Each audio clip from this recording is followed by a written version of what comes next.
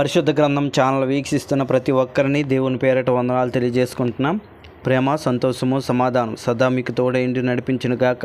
నిన్నటి దినాన్న యోబు గ్రంథము 37వ అధ్యాయం చదువుకున్నాం. ఈరోజు యోబు గ్రంథము 38వ అధ్యాయం చదువుకున్నాం. అప్పుడు యెహోవా సుడిగాలిలో నుండి ఇలాగా యోబునకు ప్రత్యుత్తరం ఇచ్చెను.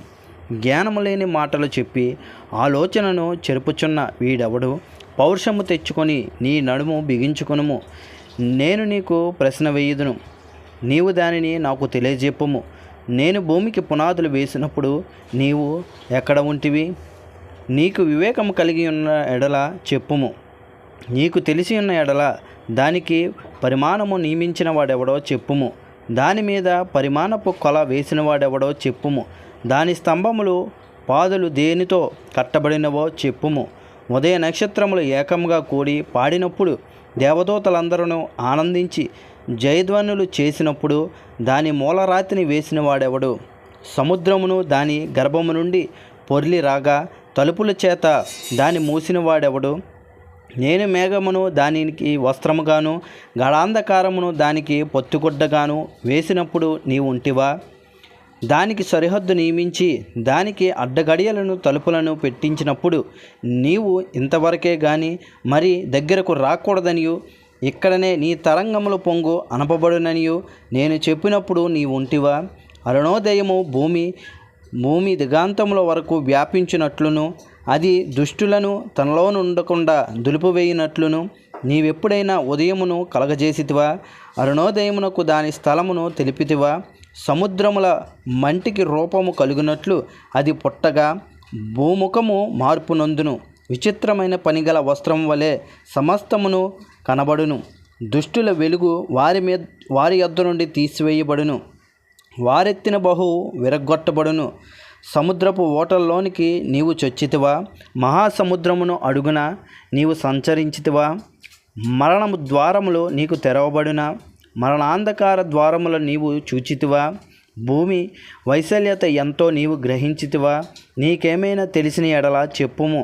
వెలుగు నివసించు చోటునకు పోవు మార్గమేది? చీకటి అనుదానికి ఉనికిపట్టు ఏది? దాని సరిహద్దునకు నీవు వెలుగును కొనిపోదువా? దాని గృహమునకు నీవు పోవు త్రోవలను నీవెరుగుదువా? ఇదంతయు నీకు తెలిసి ఉన్నది గదా.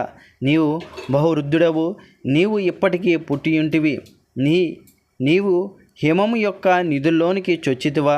ఆపత్కాలము వరకును యుద్ధము దినము కొరకును నేను దాచి ఉంచిన వడగండ్ల నిధులను నీవు చూచితివా?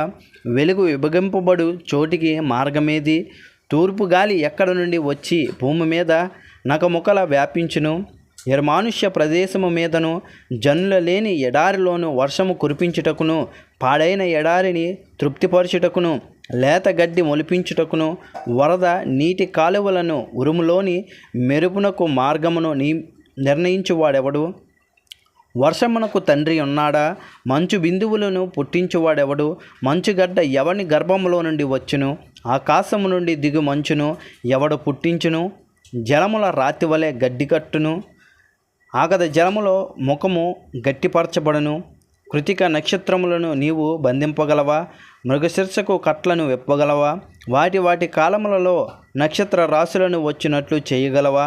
సప్తర్షి నక్షత్రములను వాటి ఉపనక్షత్రములను నీవు నడిపింపగలవా? ఆకాశ మండలపు కట్టడాలను నీవెరుగుదువా? దానికి భూమి మీద గల ప్రభుత్వమును నీవు స్థాపింపగలవా? జలరాశులు నిన్ను కప్పునట్లును మేఘములకు నీవు ఆజ్ఞ ఇయ్యగలవా? మెరుపులు బయలువెళ్ళి చిత్తము ఉన్నామని నీతో చెప్పినట్లు నీవు వాటికి బయటికి రప్పింపగలవా? అంతరంద్రియములలో జ్ఞానముంచిన వాడెవడు? హృదయమునకు తెలివినిచ్చిన వాడెవడు? జ్ఞానము చేత మేఘములను వివరింపగలవాడెవడు? ధూళి బురదై పారునట్లును మంటి పెడ్డలు ఒకదానికొకటి అంటుకొనున్నట్లును ఆకాశపు కలశములోని వర్షము కుమ్మరించి వాడెవడు? ఆడ సింహము నిమిత్తము నీవు ఎర్రను వేటాడేదవా?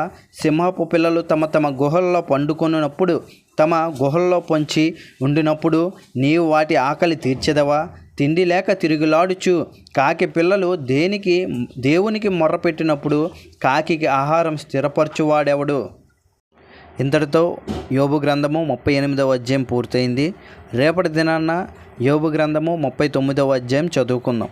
ప్రేమ, సంతోషము, సమాధానం సదా మీకు తోడైండి నడిపించునుగాక. ఆమెన్.